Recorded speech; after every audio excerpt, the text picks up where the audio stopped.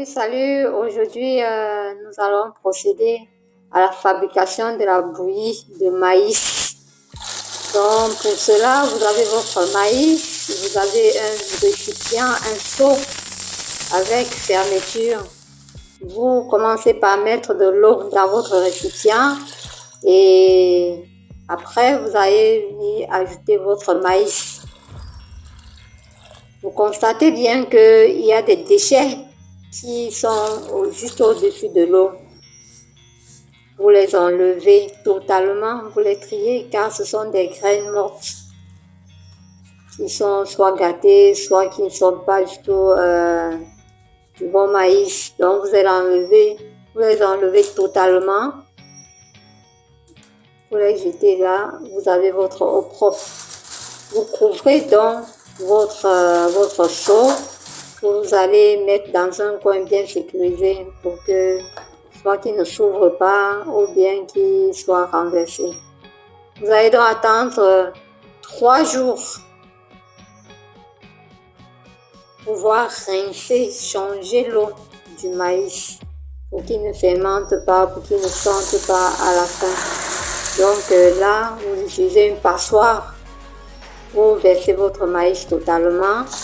Vous enlevez l'eau qui était dans le seau et vous allez changer en y ajoutant une autre eau, l'eau propre.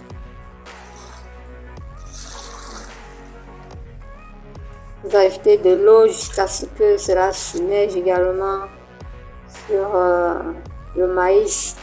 Vous recouvrez votre maïs et vous le remettez dans un coin sécurisé. Vous allez donc attendre 2 jours après pour rincer votre maïs avant de l'écraser dans un moulin. Donc là, on procède au rinçage du maïs, toujours avec notre passoire, et on le remet dans un seau bien propre et cette fois-là vide, sans eau.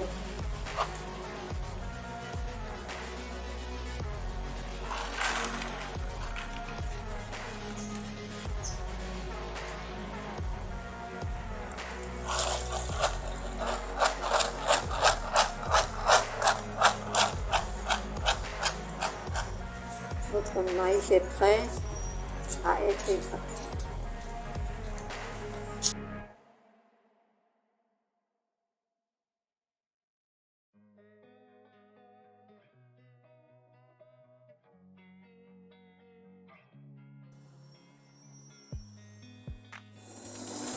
On écrase le maïs en y ajoutant de l'eau.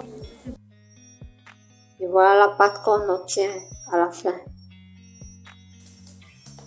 Une pâte assez lourde, donc il faut y ajouter de l'eau pour tamiser. On verse dans un récipient, on y ajoute de l'eau, suffisamment de l'eau pour tamiser aisément votre. Vous tournez avec une spatule, après avoir ajouté de l'eau, vous tournez avec une spatule jusqu'à avoir une pâte homogène, bien liquide.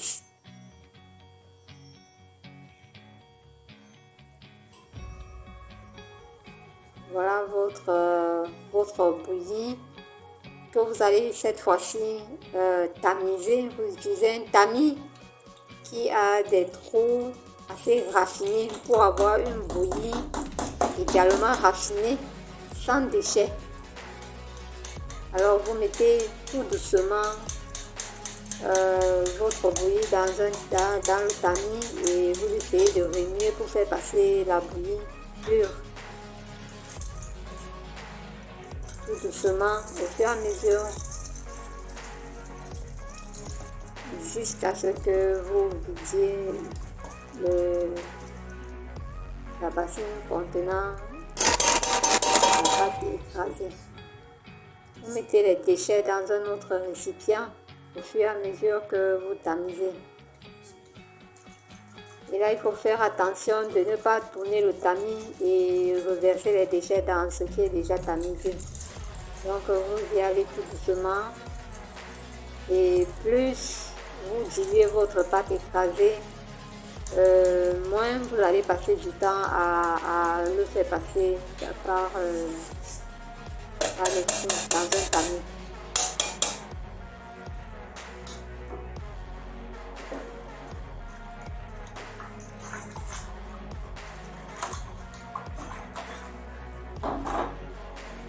Voilà, vous laissez reposer donc votre bouillie déjà tamisée pendant une trentaine de minutes.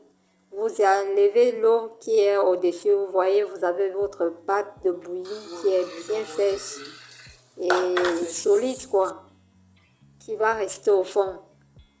Maintenant, vous pouvez conserver votre bouillie dans des sachets que vous les mettez soit dans un congélateur, soit dans un freezer. Vous pouvez utiliser donc des sachets, des petits sachets.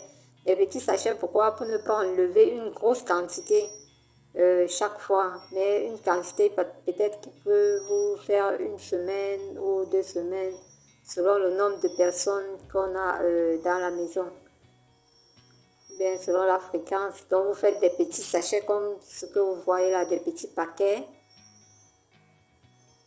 que vous allez ensuite conserver soit dans un congélateur, soit dans un freezer. Ceux qui n'ont pas de freezer ni de congélateur, vous laissez votre maïs, votre bouillie dans l'eau que vous allez changer chaque jour. Donc, vous versez l'eau avec la bouillie est au fond et vous versez l'eau, vous remettez une eau propre, ainsi de suite, pour que votre bouillie ne fermente pas, pour qu'elle garde toute sa bonne odeur. Donc voilà, quand vous mettez donc au congélateur, vous laissez une petite quantité dans un bocal, dans un bol comme celui-ci. Vous mettez l'eau jusqu'à ce que votre bouillie soit submergée. Et cette eau-là également, vous la changez chaque jour pour que votre bouillie est finie. Et ainsi de suite. Et voilà, vous pouvez conserver jusqu'à autant de mois que vous voulez. Donc voilà votre bouillie au congélateur. Vous la gardez et à tout moment, vous pouvez sortir un paquet quand l'autre qui est dans le bocal est dans le bol. Pour avoir nos prochaines vidéos, souscrivez, likez et partagez.